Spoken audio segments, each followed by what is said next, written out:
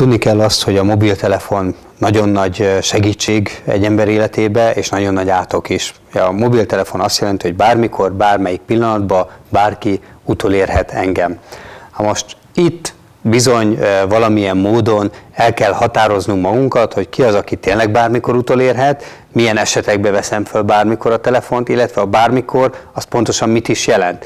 Mert a bármikor az lehet autóvezetés közben, otthon a vacsora alatt, vagy éppen egy megbeszélés alatt. Hát bizony mi sem örülünk annak, hogyha egy mondat közepén a partnerünk megállít, mert csörög a mobil, és azt mondja, egy pillanat, ezt föl kell vennem, fölveszi, beszél negyed órát, és már azt se tudjuk, amikor lerakta a telefont, hogy mivel kezdtük a mondandónkat. Tehát illik megtisztelni azokat, akikkel tárgyalunk, akikkel beszélgetünk, azzal, hogy az idő alatt nem vesszük fel a telefont.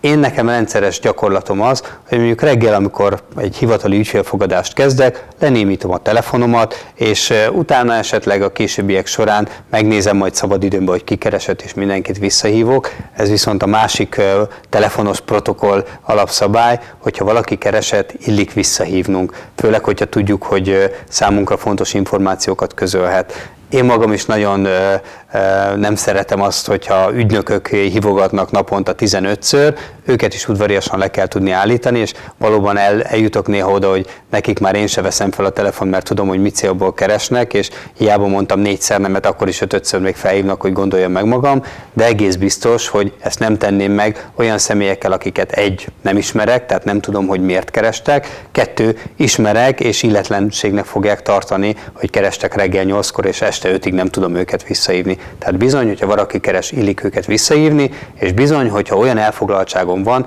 akkor egyáltalán nem illetlenség nem felvenni a telefont. Kiírta a telefonszámot, tudom, hogy majd vissza fogom hívni, tehát majd ezt később megteszem, senki nem fog azért megharagudni, ha pedig annyira SOS ügybe keresnek, akkor egész biztos megtalálják majd a módját, hogy más formában elérjenek. Fölhívják a titkárnőmet, vagy fölhívnak a hivatalba bárkit, és közlik, hogy itt most életbevágó fontos ügyről van szó, és azonnal el kell érniük, és akkor még mindig tudom mérlegelni, hogy valóban számomra is olyan fontos ez, hogy azonnali visszahívást eszközöljek.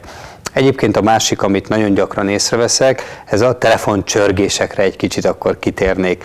Bizony egy településvezetőnek kicsit vicces az, amikor egy komoly értekezletre az hagyján, hogy nem halkítja le a telefonját, de a televíziós esti mesékből népszerű ho-ho-ho-horgász módon csörög a telefonja.